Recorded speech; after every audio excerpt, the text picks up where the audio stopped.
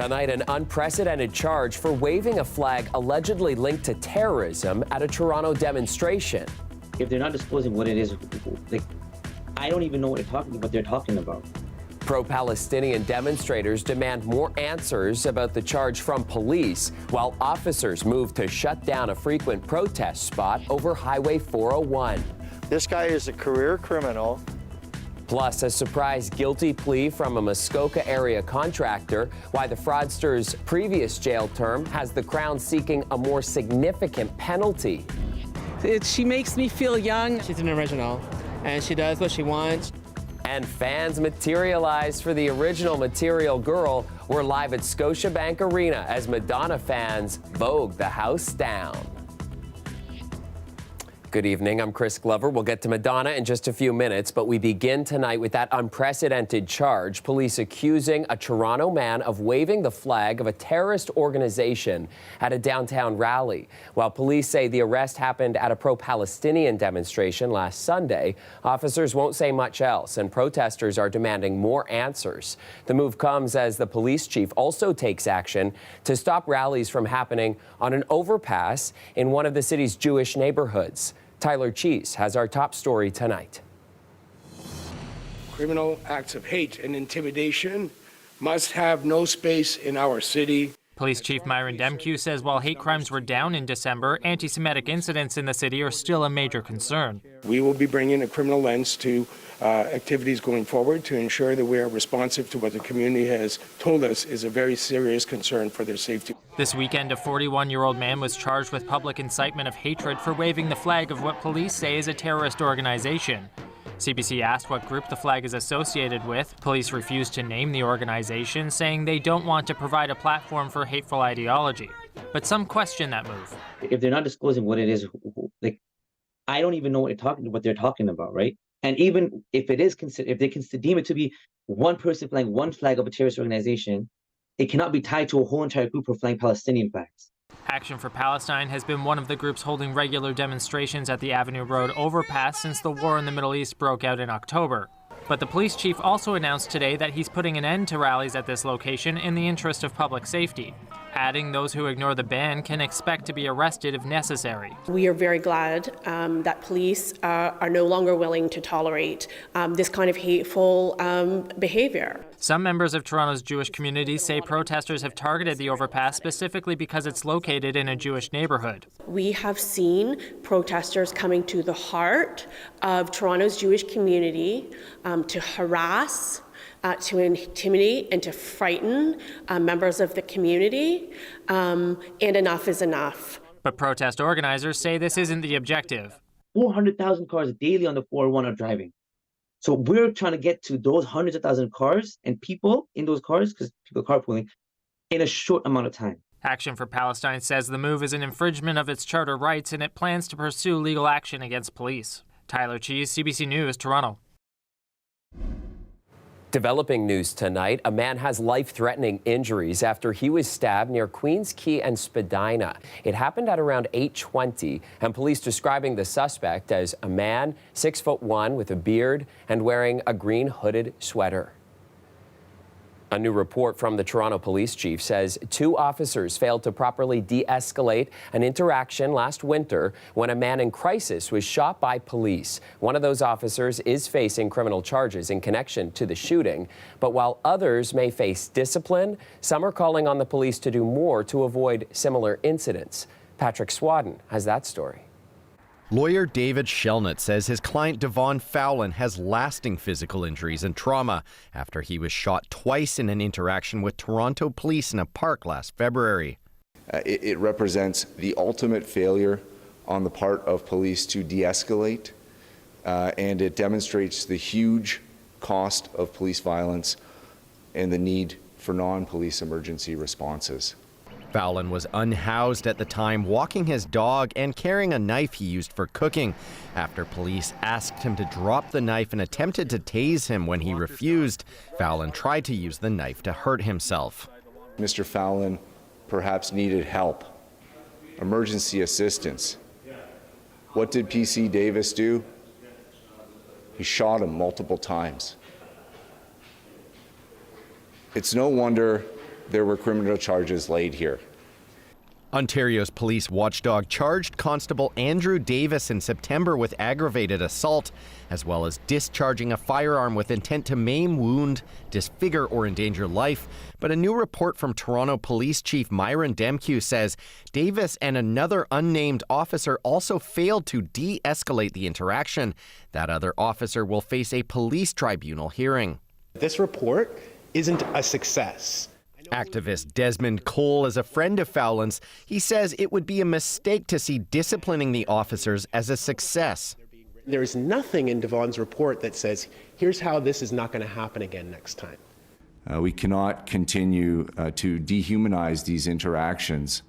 In a deputation earlier today, Shellnut called for the police board to invest more in non-police emergency responses. In 2022, the city launched the Toronto Community Crisis Service, a pilot community-led response to crisis calls and wellness checks. We are and have been for some time very committed to alternative service delivery. It comes as many appeal for crisis calls to be dealt with by health professionals, but Deputy Chief Pogue says of the 35,000 calls the city receives, only 1% are suitable for the community crisis service. We're not there yet. It's certainly not a lift and shift. Meanwhile, Chief Demkew says the report speaks for itself, but would not comment publicly on the interaction last February, given the incident is now part of a criminal investigation. Patrick Swadden, CBC News, Toronto. A second person has been charged in connection with the shooting deaths of two 16-year-old boys from Mississauga last spring. On May 22nd, police were called to an apartment in the city of Pembroke, northwest of Ottawa. Officers found two teens with critical injuries. Both were taken to hospital, where one was pronounced dead. Not long after, police found the body of another 16-year-old near the crime scene. A 17-year-old from Ottawa was arrested yesterday and is charged with 2 counts of first-degree murder and 1 count of attempted murder. A 21-year-old from Ottawa was previously charged.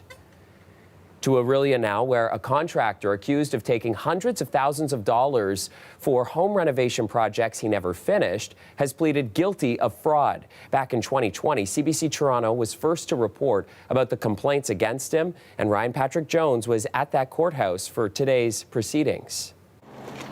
Scott Eisman arrives to court for what was expected to be a multi-day fraud trial. Instead, he pleaded guilty to 7 of the 13 charges against him. Court was told that Eisman ran a company called Cottage Life Construction. The Crown shared details about one victim who paid Eisman $125,000 in 2018 to tear down and replace his home in Oro Medonte. But Eisman never started the work. He admitted today to defrauding more than half a dozen victims in similar frauds. In total, those victims are out more than $300,000. Some attended court today. This guy has taken tens of thousands of dollars out of seniors, young people, all ages, for his own benefit. This guy is a career criminal. Today, I think, is the first day towards settling this case after 5 years. We hope that this never happens again. Liz Saunders was the first to blow the whistle on Eisman, speaking to CBC in 2020. She paid his company almost $60,000 to lift her family cottage, build a new foundation, and lower it back into place. But Saunders says Eisman walked away after lifting it, leaving it perched precariously on wooden blocks. How do I get it back down? There's no more money. She says it took almost 2 years for her to raise the funds to finish the work. I don't know how I feel. Today, she's still processing her feelings. There's a part of me that's really relieved I didn't have to testify because I was very nervous about that. I'm glad it's more or less over. Are any of you anticipating you might get some of your money back? No, not at all. This will be the second time Eisman will face jail time for fraud. In 2014, he went to prison for defrauding a 92-year-old blind woman out of $132,000. The Crown says it will recommend significant jail time in this case. Eisman will be back in court on February 8th. That's when the Crown and defense will present the agreed-upon facts about how he defrauded the other victims. Eisman's defense lawyer says the remaining 6 charges are expected to be withdrawn on that date. Ryan Patrick Jones, CBC News, Orillia. All right, back down here in Toronto and a beautiful aerial shot for you of the city. 1 degree and partly cloudy tonight. Victor Paolo is here with a first check on the forecast. A couple of sunny breaks today, Victor, but nice to have more coming our way. Similar to myself, I'm looking forward to a break of all that precipitation and gray skies that we've been having over the last couple of days. It's going to be nice because tonight's going to have a little bit of periods where we'll see some clear skies, and we'll also see a bit of that sun when we start our morning tomorrow. So those two things are things we haven't really been able to experience much of all week. And we do have the return of snow and rain, as well as a mix of ice pellets, similar to Tuesday's weather. So a little bit of what we already received earlier in the week. Now, when looking at average temperatures, minus 10.3 is your average high, minus 2 is your average low. And here's our system coming our way on Friday, and here's what it's going to look like. It's going to be that snow that's coming first with that rain in its wake.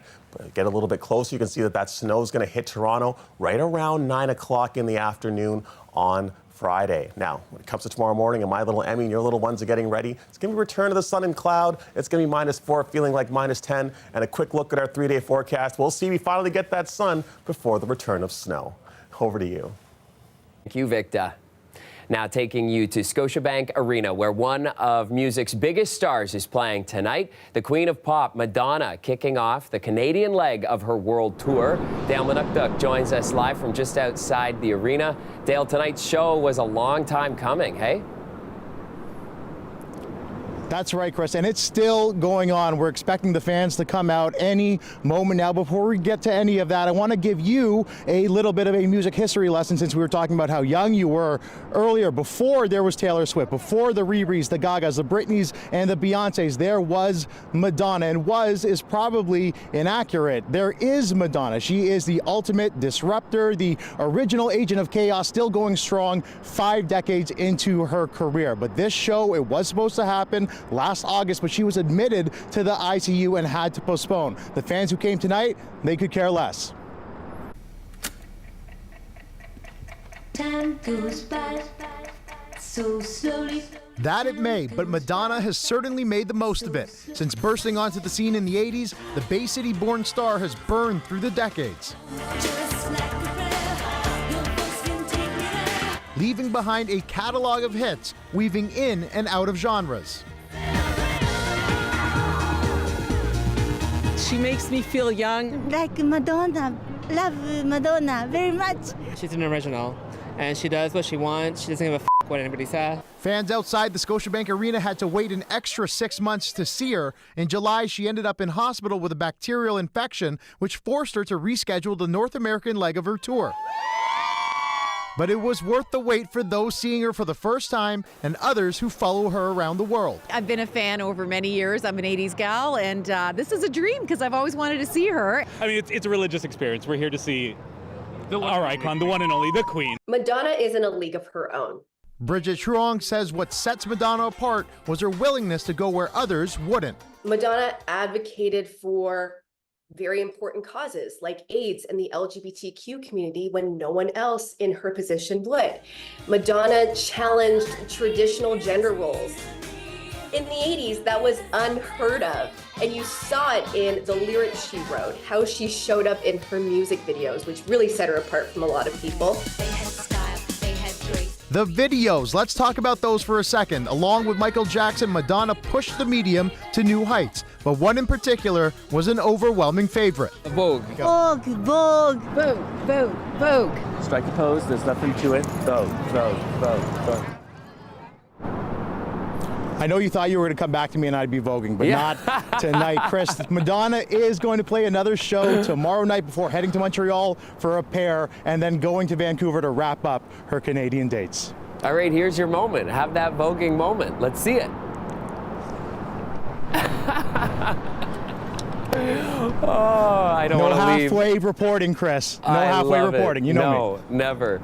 Dale Manukduk reporting live for us tonight from Scotiabank Arena outside of Madonna's concert. Thanks, Dale.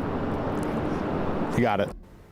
Welcome back. More than a decade after Sammy Yatim was shot and killed by a Toronto police officer, the inquest his family has waited for is set to begin tomorrow. The teenager died back in 2013 in a streetcar on Dundas Street. Video of his death captured national attention and calls for police reform. Lane Harrison has more on what we may hear over the next couple of weeks at the inquest. Gunshots that set off a mother's decade-long fight for justice. Sammy Yatim was killed while going through a mental health crisis and holding a knife. Cell phone video of the shooting sparked demands for police reform across Toronto.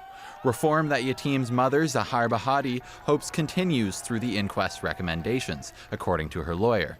This inquest has been something that has been very important to Dr. Bahati because she really, really wants what happened to Sammy not to happen to anyone else. And so the coroner's motto of, we speak for the dead to protect the living, that is something that Dr. Bahati really believes in. Yatim's mother's lawyer says she wants to see changes to how police are trained to de-escalate situations, specifically new strategies for dealing with mental health calls. When we think about these types of incidents, where the police say we're concerned for the safety of ourselves and for our other police officers and for members of the public, and usually the person that's in distress is last on the totem pole, right?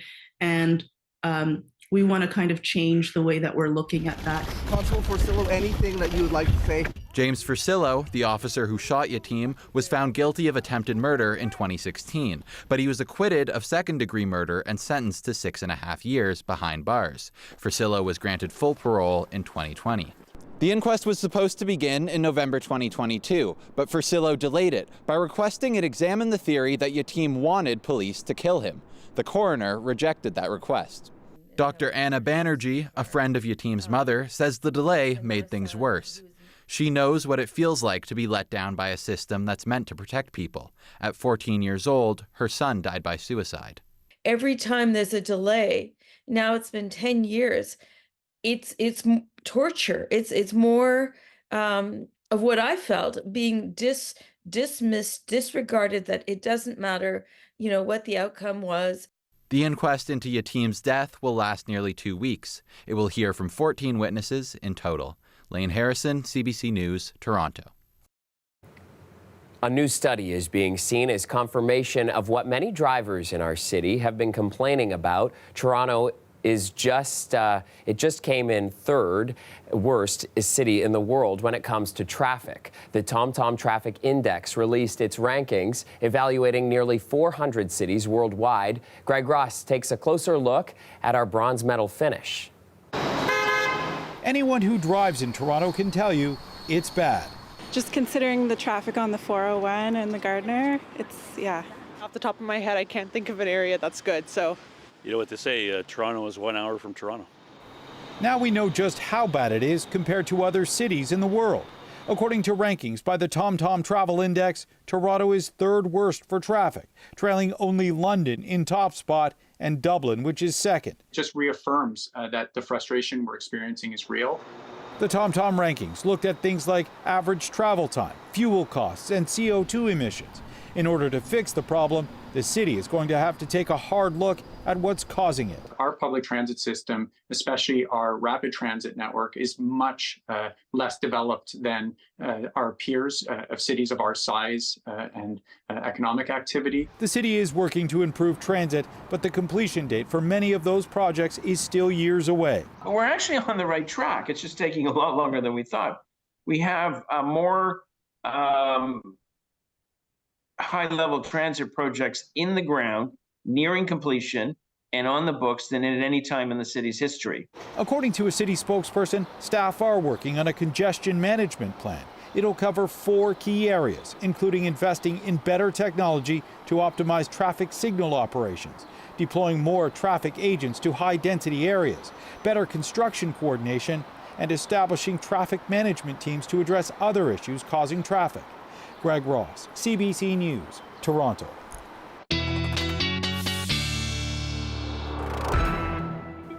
A bit more snow is on the way for our region, and Victor Paolo has all the details. So let's get back to Victor with our long-range forecast.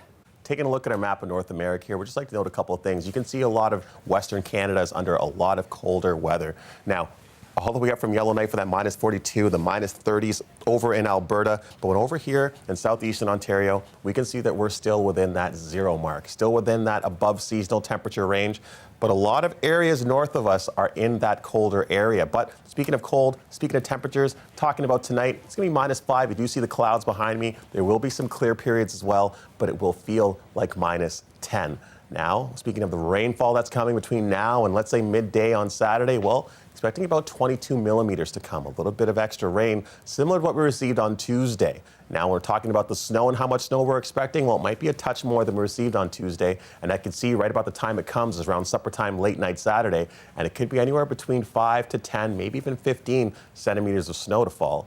Now, again mentioned, here's a system that is coming towards our way. You can see it gather some steam over the Midwest. There's that rain, there's that snow, and here's where we are. And right around supper time, you can see that's when that snow and rain will be hitting us on Friday. And then later on towards the overnight, that's where you'll be seeing more of that sleet, that mix of rain, that mix of snow and ice pellets as well. As 4 o'clock in the morning, a lot of it would have passed by with some more rain in its wake. But then to start our day on Saturday, there is some more snow. So just you can't get away from that snow. But once that snow passes by towards the end of Saturday, we should be closer to being in the clear. But we'll be also expecting a bit of snow on Sunday, because looking at our 3 and 7 day forecast, we can see we get a bit of snow on Friday, but there will be snow and rain. Will be a snowy Saturday, snow expected on Sunday. But for your Monday, Tuesday, Wednesday, and Thursday, the sun will be here, but also it will feel like minus 16 on 3 consecutive days. Stay warm, Toronto, and brace yourself for tomorrow. Finally tonight, the Hazel McCallion Central Library in Mississauga is set to reopen next month after extensive renovations. It is truly a space that our former mayor, Hazel McCallion, would no doubt be amazed by, and a space that we know will delight, inspire, and engage the residents of Mississauga and beyond. The library closed in 2021. All 5 floors have been renovated, including a new 4th floor Sky Lounge that oversees Celebration Square.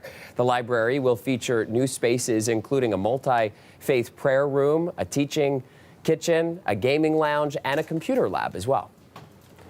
And that's our show for you tonight. I'll see you back here tomorrow night at 11, and we'll leave you with those pictures from the zoo, that new video of one of their newest residents, a 2-week-old white rhino enjoying some morning playtime. We were hoping to show you. There it is. Have a great night, everyone. See you.